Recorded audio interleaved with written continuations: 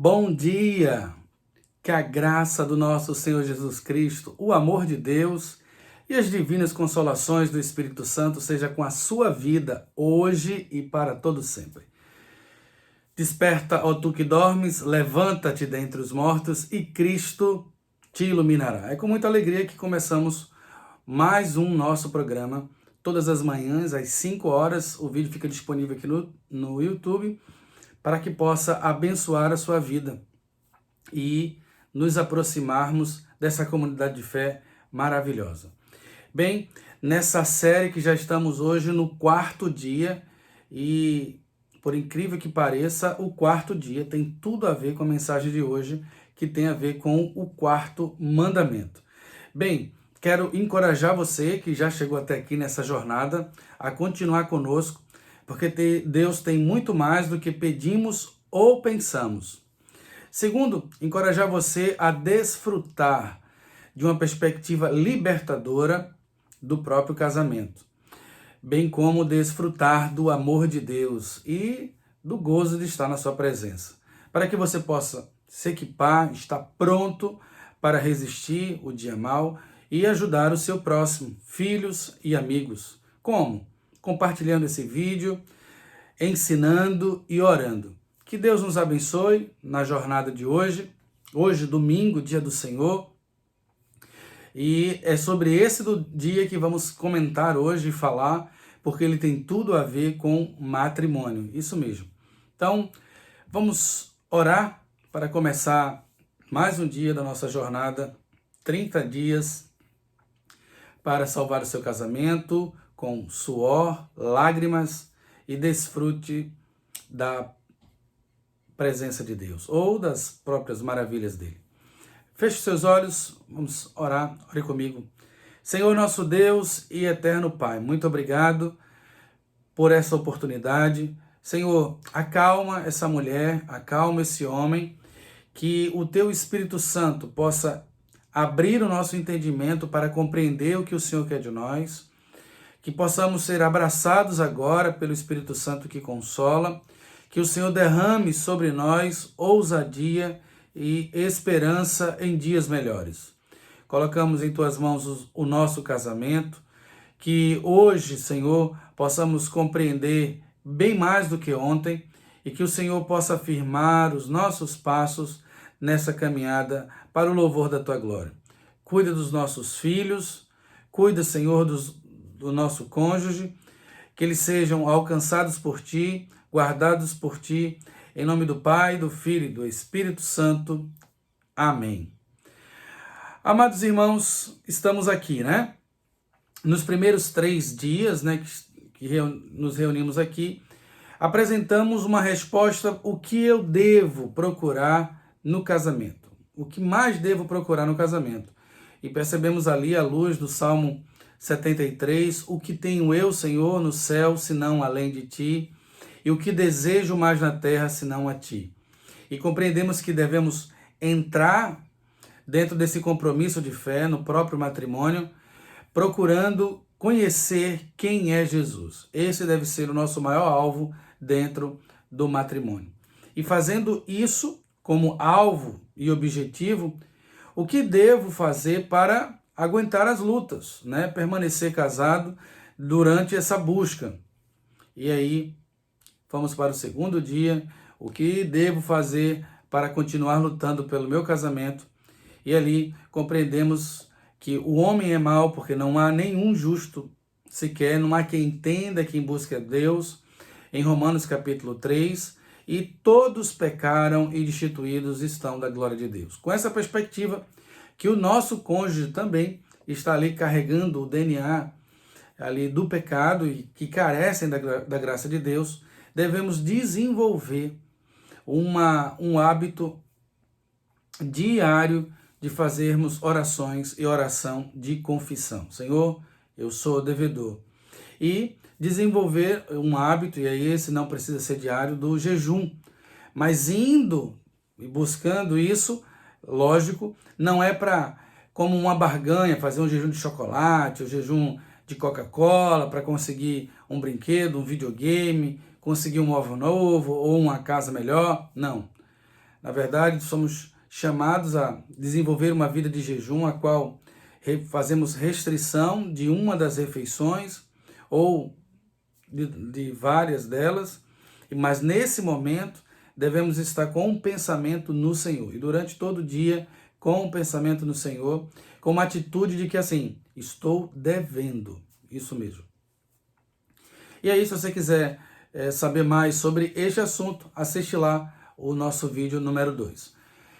No terceiro dia, ou seja, o que eu faço como propósito, o que eu faço para aguentar as dificuldades e o que devo deixar, aprendemos ali no terceiro dia, que eu devo deixar o velho homem. E o que quando eu falo o velho homem, todas as bagagens que eu trouxe da minha antiga casa, da casa do meu esposo ou da minha esposa, devem estar diante de nós logo no início do casamento.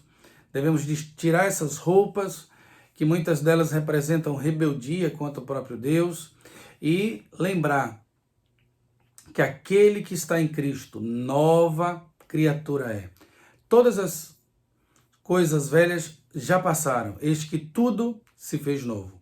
Como 2 Coríntios 5, 17 em diante, a gente aprendeu ali que devemos entrar no casamento, não só nos despir de roupas físicas, mas também das nossas roupas emocionais e bem como aquelas espirituais, colocando sobre nós a roupa de Cristo. Então, se quiser saber mais sobre esse assunto, vai lá, está gravado ainda a nossa devocional número 3. E hoje aqui estamos na nossa devocional número 4. Quero dizer para vocês, irmãos, que esses 30 dias é um testemunho vivo do que Deus tem feito na minha vida. Sou casado num relacionamento há mais de 20 anos e tenho 3 filhos. Mateus com 11, Caleb com 8 anos e Sara com 3 aninhos. E ao longo desse período, amados irmãos, tivemos dias difíceis. Veja, eu nasci na igreja, desde os 15 anos que eu ensino dentro da igreja, me achava o homem mais preparado teologicamente, bem como para sustentar, porque eu já tinha até um emprego público com 19 anos de idade, então eu tinha as condições econômicas da minha cabeça, já tinha as condições teológicas e espirituais e estava pronto para o casamento. Mas logo no segundo ano tive uma grande crise no meu casamento e se não fosse o Senhor, se não fosse a ajuda de uma comunidade de fé, de um homem de Deus, o nosso casamento teria sido destruído já no segundo ano de casamento. Eu quero dizer que com isso, com os irmãos aqui, não existem fórmulas mágicas no estalo de dedo. O aprendizado do Senhor, e Ele assim o quis, para todas as coisas, requer tempo, perseverança, paciência, dedicação. Ele poderia nos dar tudo no estalo de dedos, mas aprove a Deus desenvolver para que possamos desfrutar desse crescimento, da luz da aurora que cresce, e vai crescendo até ser dia perfeito, como a luz do dia, como o sol que vai amanhecendo e depois chega a parte mais alta, e na sua plenitude. É assim que o Senhor quis e é assim que devemos nos submeter à sua vontade. Diante disso, eu quero dizer que nesses 30 dias são devocionais e estudos de palavras, que mudaram completamente meu casamento e que me fizeram, compreender e me sustentar até aqui.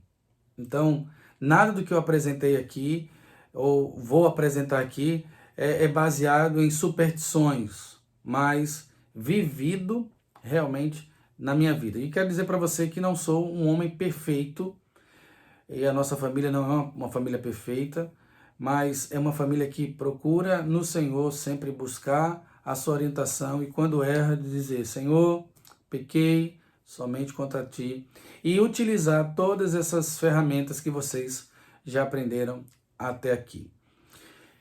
Amados irmãos, o texto de hoje está em Êxodo. Isso mesmo, Êxodo capítulo 20, do verso 8 ao verso 11. Êxodo capítulo 20, do verso 8 até o verso 11. Observe o texto sagrado que diz assim. Êxodo capítulo 20, do verso 8 até o verso 11. Lembre-se de guardar o sábado, fazendo dele um dia santo. Você tem 6 dias da semana para fazer os trabalhos habituais.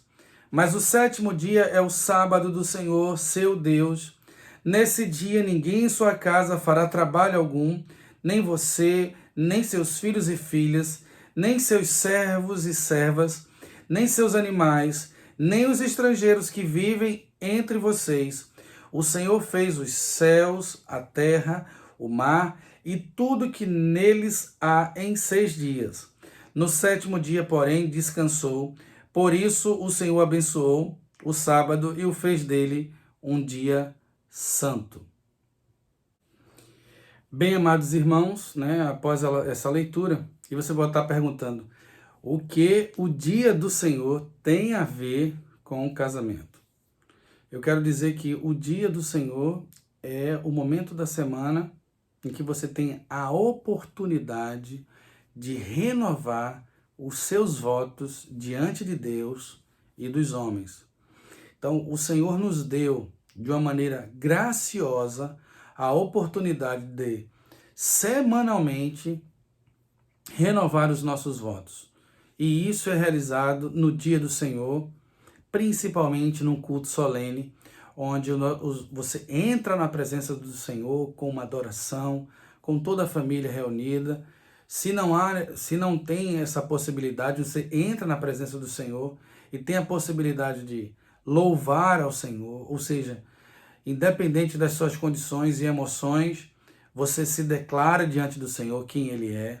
E nesse momento, logo após, você abre seu coração, confessando seus pecados diante dele. E recebe do Senhor o perdão dos pecados e alegria para continuar louvando a Deus. E diante desse louvor, Ele derrama sobre vocês, sobre nós, a palavra dele pregada, curando, motivando e nos enchendo de esperança. E assim nos conduzindo para a ceia do Senhor, que é um momento onde nos ligamos de uma forma visível ao que o invisível já está realizando. Partimos ali e participamos da ceia, no partir do pão, no vinho, compreendendo que aquilo foi dado pelo Senhor para nos alimentarmos dele para toda a nossa caminhada e jornada até o céu. Veja, tudo isso, amados irmãos, é realizado no dia do Senhor. Então, o dia do Senhor é uma oportunidade de renovar os meus votos do matrimônio. No sentido, não é o culto de renovação de votos, é a ideia de entrar e aí, diante de tudo aquilo que você se comprometeu, você diz, Senhor, eu estou aqui, peço perdão, por exemplo, da maneira como eu tenho me comportado no meu matrimônio e quero, Senhor, solicitar, suplicar, ó Deus, a tua ajuda para continuar lutando no meu casamento, para te glorificar. Não quero aqui fazer, não é o intuito desse vídeo fazer uma defesa teológica e distinção entre os adventistas e os reformados clássicos e os nossos irmãos mais contemporâneos que acreditam que todos os dias é dia do Senhor, mas como uma exposição reformada clássica, protestante clássica, ela traz a ideia de, sim, um dia exclusivo para dedicarmos ao nosso crescimento espiritual. Então, o dia do Senhor não é uma instituição judaica em si. O dia do Senhor era um presente de Deus para o mundo, já lá na criação, em Gênesis capítulo 2, do verso 1 ao verso 3. E o texto que acabamos de ler, em Êxodo, ele traz o 4º mandamento. É interessante, nossa 4ª lição, trazer o 4º mandamento. E é um dos mandamentos que mais ele descreve. Outros, vocês sabem, como não matarás, não furtarás, são bem simples e fácil de se enquadrar. Já esse aqui, lembra do dia do Senhor para santificar, tem várias instruções dentro desse mandamento para que não haja deslize, né, ou falta, mas e que muitas vezes a igreja tem abandonado. E você vai perceber que ao longo da história do povo de Deus, quando era chamado a um arrependimento, sempre se falava assim: Senhor, voltaremos a guardar o dia do Senhor. Voltaremos a lembrar, Senhor, dos teus feitos nesse dia, semanalmente. E aqui já faço a distinção que esse dia do Senhor, que era o 7º dia da criação, se fôssemos seguir cronologicamente no ano, ele não cairia sempre no sábado, né? Porque vocês sabem que há até o ano bissexto, né? Há a contagem de ano, ela acrescenta dias e diminui, né? Depende do ano, se você está no ano bissexto ou não. Tudo isso para que o sábado continue caindo no 7º dia. E nesse sábado. Mas isso foi desenvolvido já mais de 300 anos depois de Cristo. Antigamente, antes de 300 anos antes de Cristo, esse sábado, ele não caía, esse 7º dia, no sábado que vemos hoje. E aí a igreja cristã, nos primeiros anos, ela guardava assim, o dia que o Senhor ressuscitou. Então, no dia que o Senhor ressuscitou, e a contagem daquele dia mais 6 caía novamente no dia da ressurreição, e novamente o povo chegava diante de Deus e dizia: Senhor, estou aqui para renovar os meus votos, quero aqui renovar a minha fé. É tanto que quando alguns cristãos eram presos, né, no primeiro século, a pergunta que se falava em latim é: vocês guardam o dia do Senhor? Vocês são um grupo que guardam esse dia para o Senhor? Veja, o que é que diríamos hoje, né? O que é que a igreja cristã diria hoje? Será que você é do grupo que guarda o dia do Senhor? Será que o seu matrimônio, ele está se escapando pelas suas mãos porque você não tem um compromisso com Deus extraordinário semanalmente? Eu quero dizer para os irmãos da minha própria vida, né? Assim que casei, eu fui para um outro estado, para Manaus, e muito agradecido porque eu tinha acabado de casar e já estava com uma casa própria, um emprego e muito empolgado para começar o seminário.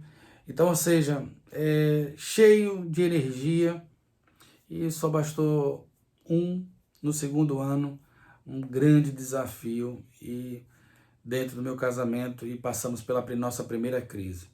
Veja, nós estamos aqui, não é dando fórmulas mágicas, não. A própria cor azul, né, que eu falei para vocês, que é a cor da alegria e da ação, tem tudo a ver com as coisas de hoje, né? A cor do suor, porque a nossa jornada é como salvar o casamento em 30 dias com suor, lágrimas e desfrute das maravilhas de Deus. E hoje é uma coisa de falar sobre suor. Vai exigir de você algumas mudanças, né? Como, por exemplo, guardar, se você não guarda, o dia do Senhor, como um momento em que você renova seus votos, e aí tantos outros que você já fez com o Senhor, e do matrimônio está incluído nele, né? Disso, amados irmãos, devemos entender que, e aí, quando estava no 2º ano do matrimônio, eu fui mordido por um ídolo, que vocês nem sabem, mas está muito dentro da igreja. É o ídolo chamado romantismo.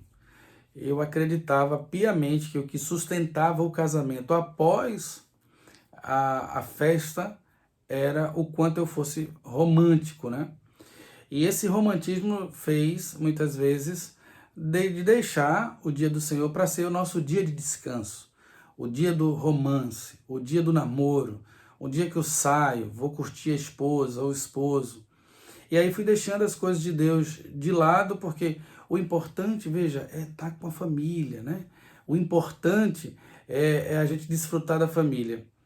Infelizmente, amados irmãos, com a própria carência da presença do Senhor, nós acabamos tomando atitudes precipitadas. E aí não há páginas no Instagram, feed ou rios que faça o seu casamento permanecer se o foco do seu matrimônio é o romantismo. Eu não estou dizendo aqui que o irmão ou a irmã não devam ser românticos, mas isso não é o foco do matrimônio, tá bom? Porque eu amo a minha esposa, porque eu quero protegê-la, eu levo ela ao encontro de Deus. E ao levar ao encontro de Deus, ela é amada e sente o amor de Deus através da minha vida, e aí eu demonstro uma das facetas, amando a minha esposa, né, sendo romântico com ela. Mas veja que o foco não está em entregar a minha esposa para o Deus do romantismo. Isso não. Bem, mas depois dessa crise, né, com 2 anos, eu aprendi que devemos estar aos pés do Senhor. E o dia do Senhor é um dia inegociável. A gente percebe casais que passam problemas no casamento, aí daqui a pouco estão lá na igreja, todo domingo, fazendo os votos, Senhor, resgata o meu marido, os meus filhos e tal. E aí quando a vida começa a melhorar, o marido começa a responder amorosamente, a esposa começa a se acalmar e responder de uma maneira amorosa, os filhos retornam para casa, aí começam as programações no domingo, domingo acaba acordando mais tarde, não vou à noite porque à noite eu vou ao shopping, e entra num ciclo de destruição do casamento. Passa 2, 3 meses, está aquela irmã novamente na igreja, pedindo para que a gente possa orar para o seu casamento, porque ele está novamente se perdendo. Então, não negocie o dia do Senhor. Falo por experiência própria. É um dia em que devemos buscar santificá-lo. E como faço isso, pastor? Não é como os fariseus, né? Como aqueles que traziam mais fardos para o dia do Senhor. Não. Mas o dia do Senhor é um dia em que eu devo exercer atividades de misericórdia. Exercícios que vão trazer e diminuir o sofrimento do próximo ou na sociedade. É nesse tipo de trabalho que eu devo me envolver no dia do Senhor. No dia do Senhor, eu não devo gastar e sair usando os meus próprios bens para profanar esse dia, né? Veja que no texto que acabamos de ler, fala que nem teu servo, nem tua serva, nem teu boi.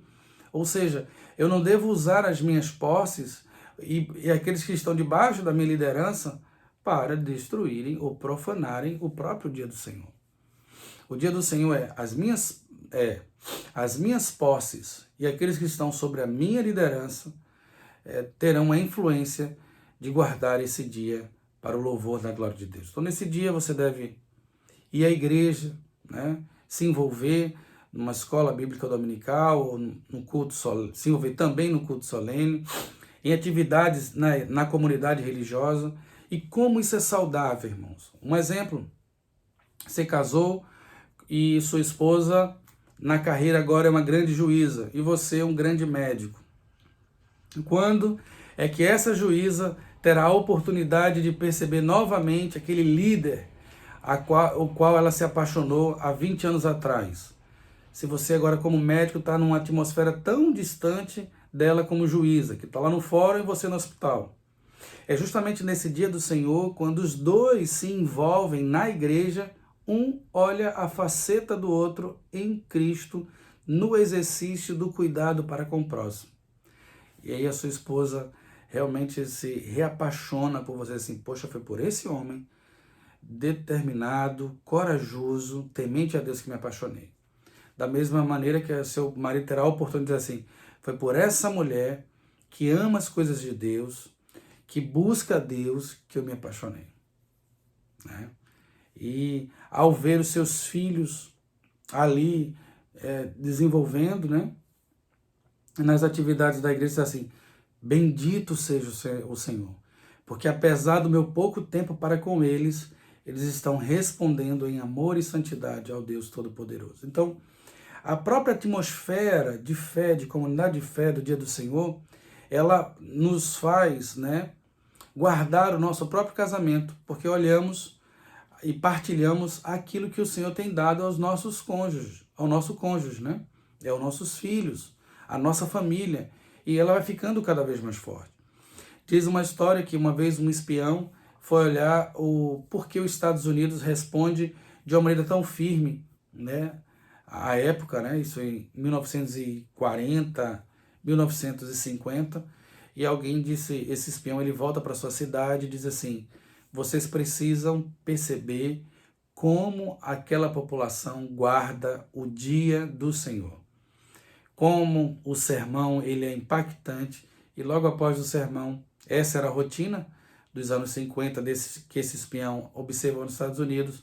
Após o culto, a igreja saía, cada um trazia seus pratos e fazia um grande almoço e passavam a tarde juntos, contemplando as maravilhas de Deus, falando o que é que Deus tinha feito durante a semana, bem como reunindo grupos para falar do que Deus tinha colocado em seus corações para a próxima semana. Ou seja, era um momento de agradecimento e de depositar no Senhor as nossas expectativas em fé de que aquilo que o Senhor colocou em nossas mãos era para o louvor da sua glória. Veja que atmosfera maravilhosa de fé, né? Então, o dia do Senhor é um dia que eu também tenho esse benefício. Eu me envolvo em coisas de misericórdia, onde a sociedade começa a perceber o cuidado do povo de Deus. Eu me envolvo também na igreja local, e aí eu consigo ver as facetas de Cristo na minha esposa e no meu esposo, nos meus filhos, bem como no dia do Senhor eu renovo, né, as minhas expectativas em Deus e renovo o meu voto para com Ele, em relação principalmente ao matrimônio. Veja, amados irmãos, o quanto isso é impactante. Estava hoje falando porque o casamento ele era realizado na igreja e depois se popularizou fazendo em casas de festas.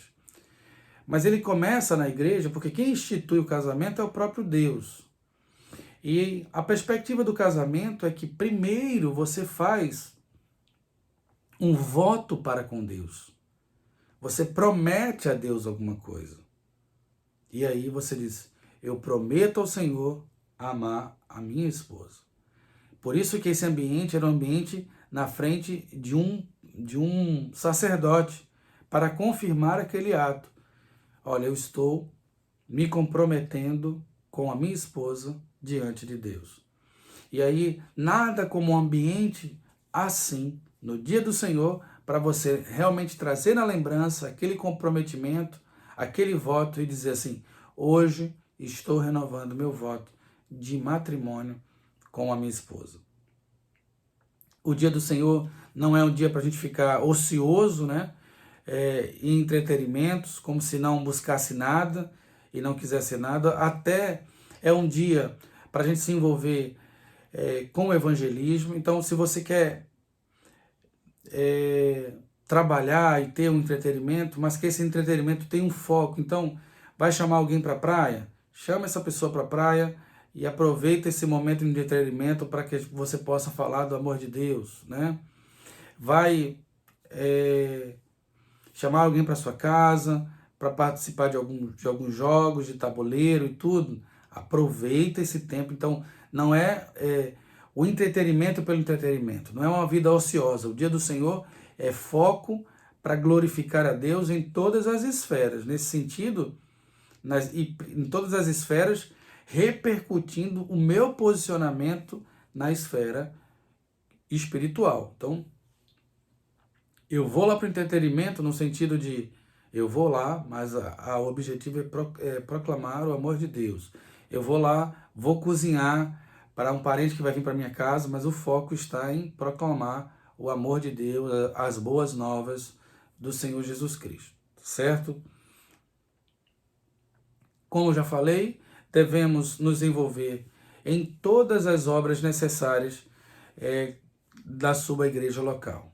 Seja um homem vibrante, uma mulher vibrante, uma família que se envolve dentro dessa comunidade de fé. Então hoje, não deixe passar em branco esse 4º dia da nossa série e cai justamente no 4º mandamento, né? Que é justamente guardar o dia do Senhor. Não desperdice esse tempo. Procure uma igreja local. Nós não fomos criados para andar sozinhos.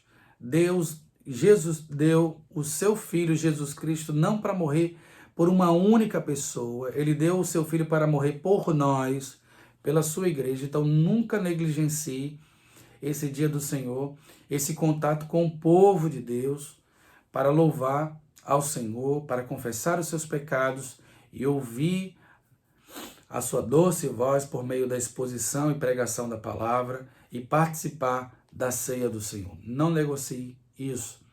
Eu sou um exemplo vivo de que quando negociei o dia do Senhor, o meu casamento quase se desfaz, bem como em vários relatos de pessoas que quando esqueceram, negligenciaram o dia do Senhor, o seu casamento piorou em muito. Bem como outros relatos que, ao retornarem à igreja e viverem essa atmosfera do dia do Senhor, bem como do culto solene e do entretenimento ou do lazer voltado para as coisas de Deus, mudaram significativamente o seu casamento. Então,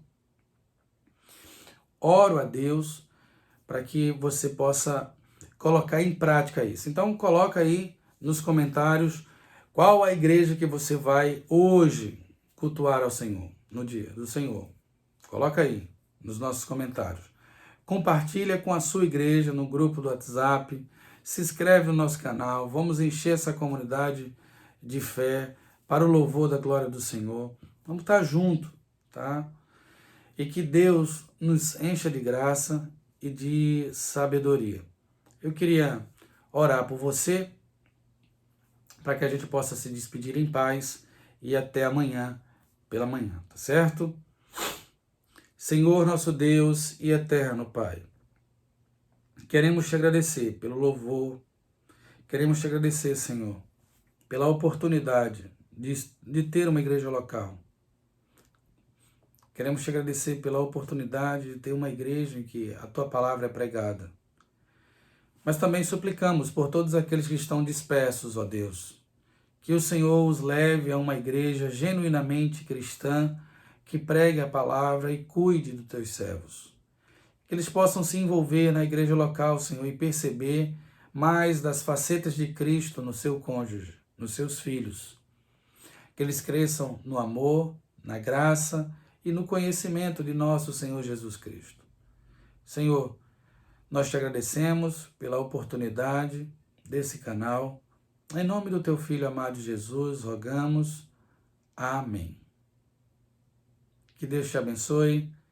Um excelente domingo, dia do Senhor.